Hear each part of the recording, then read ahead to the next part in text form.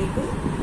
ধামরা সরকারি কলেজ কর্তৃক online video ক্লাসে সবাইকে স্বাগত জানাচ্ছি। আমি রোকসানা, সহকারী অধ্যাপক, বাংলা বিভাগ, ধামরা সরকারি কলেজ। আশা রাখছি তোমরা যে যেখানে আছো সবাই ভালো আছো, সুস্থ আছো। আজকে বাংলা দ্বিতীয় পত্রের আরেকটি বিষয় নিয়ে তোমাদের সাথে আলোচনা করব। বিষয়টি হলো নত্যবিধান। এটি বাংলা বানানের একটি অংশ। নত্যবিধান হলো মূর্ধন্য ব্যবহারের নিয়ম। নত্যবিধান কি? মূর্ধন্য এর ব্যবহারের নিয়ম। এটি শুধু তৎসম শব্দের ক্ষেত্রে প্রযোজ্য। তৎসম শব্দের বানানে মূর্ধন্য এর ব্যবহারের নিয়মকে নত্যবিধান বলে। বাংলা বর্ণমালায় দুটি বর্ণ রয়েছে, একটি হচ্ছে দন্তনা, অপরটি হচ্ছে মূর্ধন্য। এগুলো উচ্চারণের সময় তেমন কোনো পার্থক্য ধরা পড়ে না, কিন্তু আমরা যখন বানান লিখতে যাই এই দন্তনা এবং মূর্ধন্যের কারণে যদি আমরা দন্তনার জায়গায় মূর্ধন্য না দিই, মূর্ধন্যের জায়গায় দন্তনা দিই, তাহলে পুরো বানানটি অর্থ পরিবর্তন হয়ে যায়। এজন্য এই বিষয়টি নিয়ে আমাদের সবার স্বচ্ছ ধারণা থাকা প্রয়োজন। আজকে এই কারণে আমরা নত্যবিধান সম্পর্কে, নত্যবিধানের নিয়ম সম্পর্কে আমরা আলোচনা করব, জানব। তাহলে নত্যবিধান কি? নত্যবিধান হচ্ছে তৎসম শব্দের বানানে মূর্ধন্য নয়ের ব্যবহারের নিয়ম। তৎসম শব্দের বানানে মূর্ধন্য নয়ের ব্যবহারের নিয়মকে নত্যবিধান বলে। এটি তদ্ভব দেশি এবং বিদেশি শব্দের ক্ষেত্রে প্রযোজ্য নয়। তদ্ভব দেশি এবং বিদেশি শব্দের ক্ষেত্রে দন্তনা ব্যবহৃত হয়। তাহলে নত্যবিধান কি আমরা জানলাম। নত্যবিধান হচ্ছে মূর্ধন্য নয়ের ব্যবহারের নিয়ম। সেটি কোথায়? তৎসম শব্দের ক্ষেত্রে। আমরা নিয়মগুলো দেখি। রি, র, মূর্ধন্য স এর পরে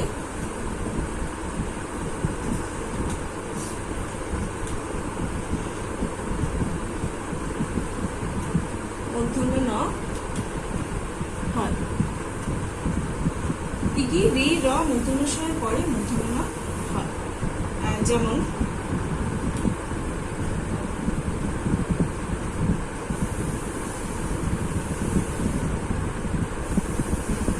তৃণ, ব্যাকরণ,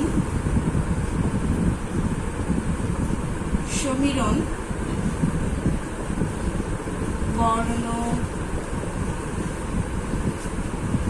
বর্ণ, শ্রেষ্ঠ,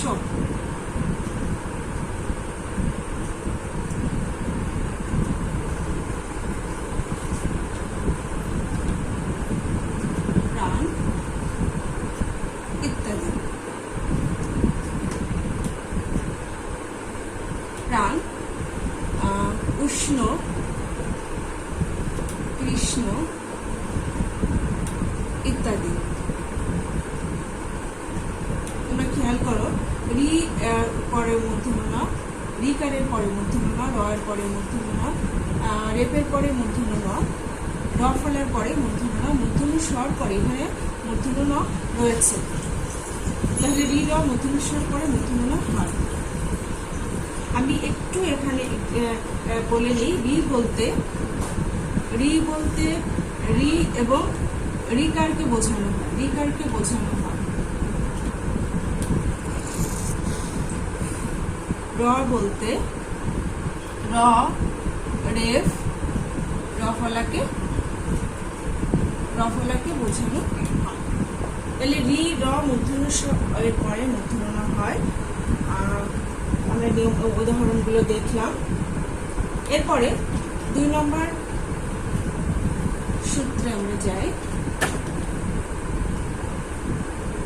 তোমরা অবশ্যই সবাই বাংলা দ্বিতীয় পত্রের জন্য একটি খাতা তৈরি করবে এবং সেখানে এই বিষয়গুলো সুন্দর করে তোমরা লিখে রাখবে এবং চর্চা করবে ভাষায়।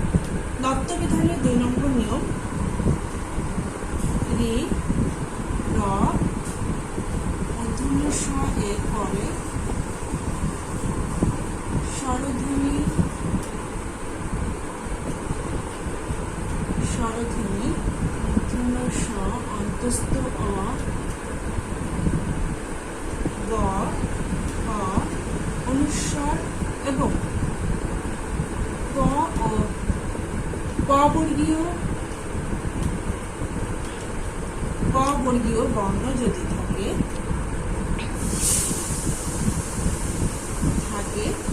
বর্ণ যদি থাকে তারপরে মূর্ধন্য ণ ব্যবহৃত হয়।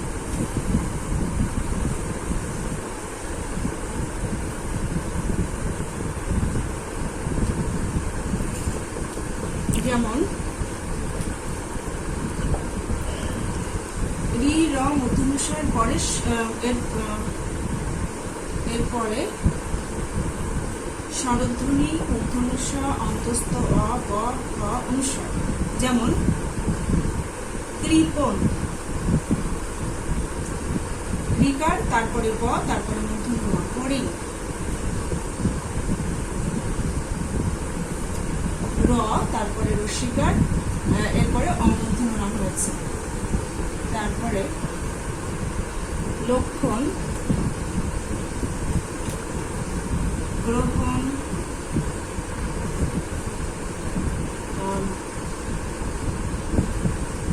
রামায়ণ পাষাণ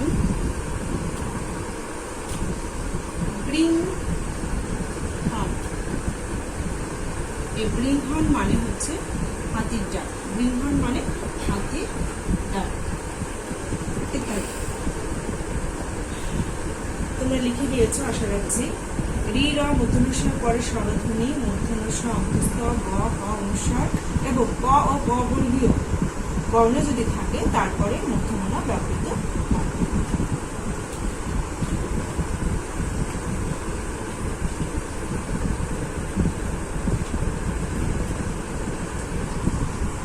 ট বর্গীয়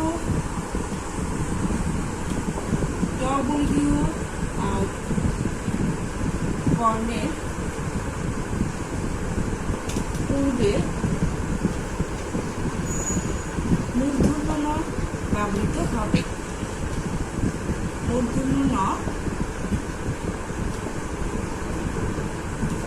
ট বর্গীয় ধ্বনির পূর্বে মূর্ধন্য ণ ব্যবহৃত হবে। ট বর্গীয় বর্ণ বলতে ট ঠ ড ঢকে বোঝানো হয়েছে এখানে।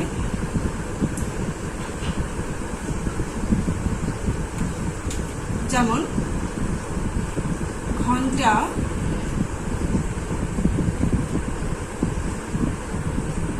তারপরে বন্টন কণ্ঠ লুণ্ঠন কাণ্ড বেন্ডন ইত্যাদি। ট বর্গীয় বর্ণের পূর্বে তৎসম শব্দের ক্ষেত্রে মূর্ধন্য ণ ব্যবহৃত হবে, অতৎসম শব্দের ক্ষেত্রে না। আমি আবারও বলছি, এটি শুধুমাত্র তৎসম শব্দের ক্ষেত্রে এই নিয়ম প্রযোজ্য। আর ট বর্গীয় বর্ণ বলতে এখানে ট ঠ ড ঢকে বোঝানো যাচ্ছে।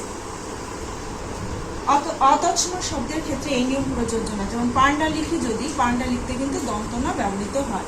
কান্দ কারখানা যদি আমরা লিখি তাহলে এটা লিখতে দন্ত ণ ব্যবহৃত হবে, কাণ্ড কারখানা। তাহলে তৎসম শব্দের ক্ষেত্রে ট বর্গীয় বর্ণের পূর্বে মূর্ধন্য ণ, আর অতৎসম শব্দের ক্ষেত্রে দন্ত ণ ব্যবহৃত হবে।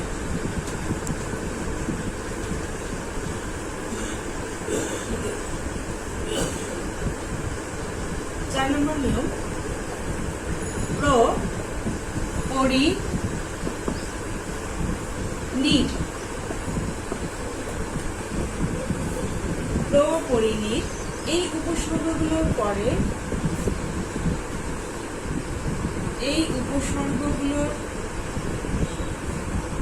পরে মূর্ধন্য ণ ব্যবহৃত হবে, যেমন প্রণাম প্র, তারপরে মূর্ধন্য হয়েছে। প্রণতি, প্রণিধান,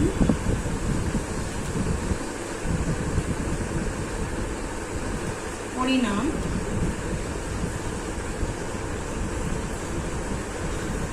নির্ণয়,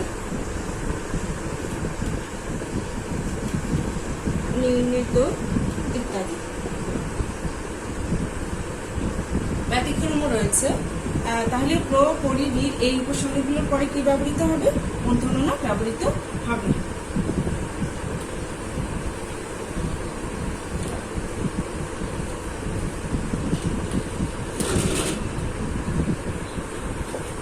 পাঁচ নম্বর নিয়ম।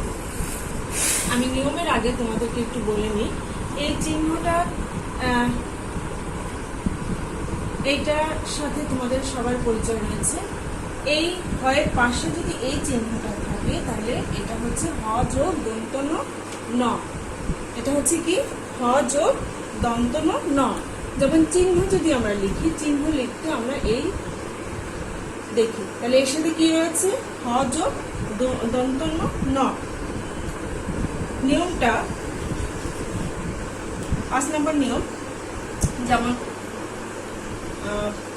প্রা, পূর্ব, অপর, এগুলোর পরে যদি এই শব্দ বা এইগুলোর পরে যদি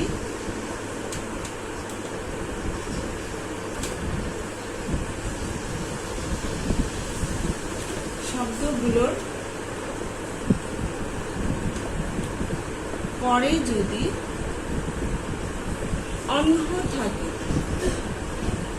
অহ্ন, এখানে হর সাথে দন্ত ন আছে, অহ্ন যদি থাকে তাহলে অহ্নের ন, দন্ত ন, মূর্ধন্য নতে পরিণত হয়। মূর্ধন্য নতে পরিণত হয়।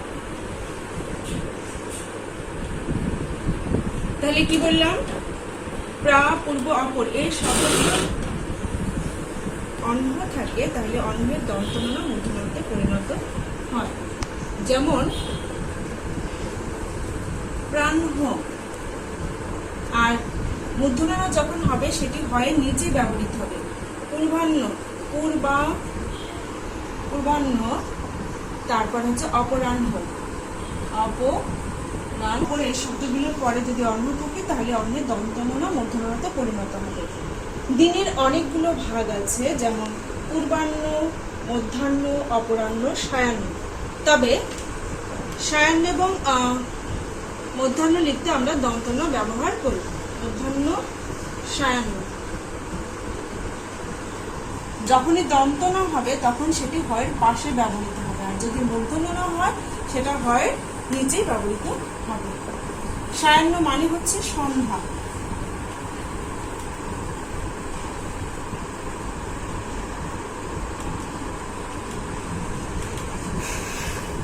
ছয় নম্বর নিয়ম। আগ্র এবং গ্রাম শব্দের পরে, গ্রাম শব্দের পরে মূর্ধন্য ন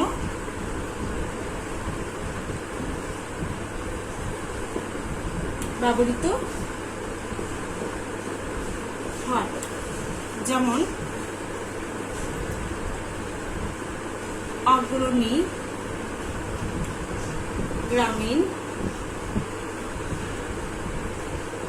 ইত্যাদি। 7 নম্বর নিয়ম। গণনা ও সমষ্টি অর্থে, গণনা ও সমষ্টি অর্থে গণ ধাতু ব্যবহৃত হলে, গণনা ও সমষ্টি অর্থে গণ ধাতু ব্যবহৃত হলে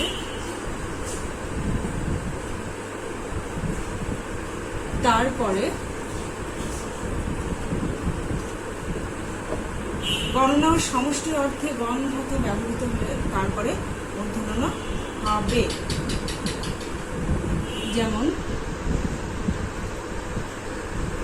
গণতন্ত্র, জনগণ, গণসংযোগ। গণনা এবং সমষ্টি অর্থে গণ ধাতু ব্যবহৃত হলে সেক্ষেত্রে মূর্ধন্য ণ ব্যবহৃত হবে। ভুল হয়েছে। সেক্ষেত্রে যেমন গণতন্ত্র, জনগণ, গণসংযোগ, গণপরিবহন ইত্যাদি।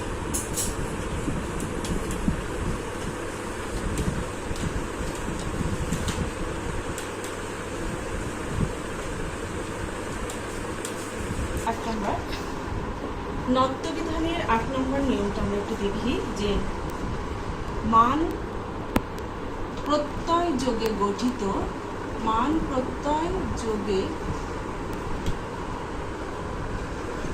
গঠিত ক্রিয়ামূলজাত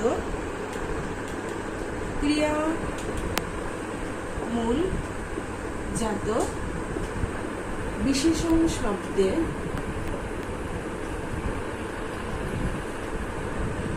মূর্ধন্য ণ ব্যবহৃত হয়।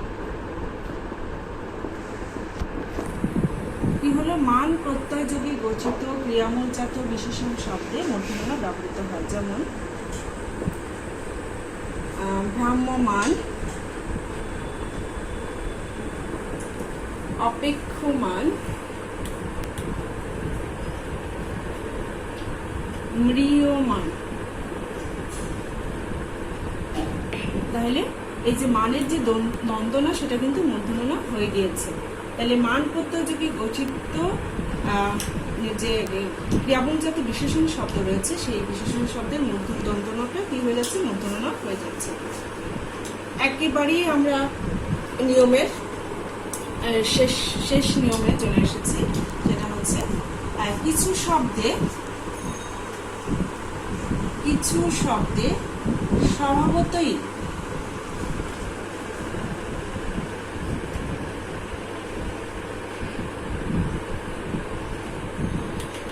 মূর্ধন্য ণ ব্যবহৃত হয়।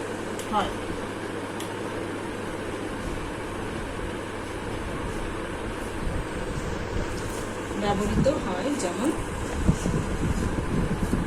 বেনু, বীণা, লবণ, অনু, বাণিজ্য,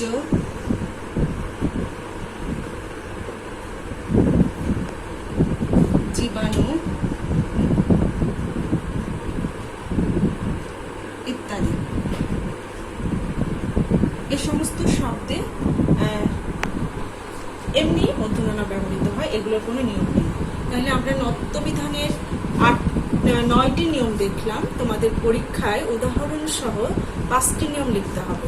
তোমরা এখান থেকে তোমাদের সুবিধা মতো 5টি বা 6টি নিয়ম শিখে রাখবে, যাতে পরীক্ষায় লিখতে তোমাদের সুবিধা হয়। বারবার বাসায় এগুলো পড়বে এবং লিখবে। আর এগুলো যদি তুমি বারবার চর্চা করো, তাহলে তোমার বানান নির্ভুল হবে। তো আজকে এই পর্যন্ত। আগামী ক্লাসে আমরা আরেকটি বিষয় নিয়ে তোমাদের সাথে আলোচনা করব। সে পর্যন্ত তোমরা ভালো থাকবে। আর অবশ্যই আমি বারবার বলছি, তোমরা কিন্তু এই বিষয়টি বাসায় ভালো করে পড়বে। এটা তোমাদের জন্য খুবই গুরুত্বপূর্ণ বিষয়। সবাই ভালো থাকবে। আগামী ক্লাসে তোমাদের সাথে আবার দেখা হবে। আল্লাহ হাফেজ।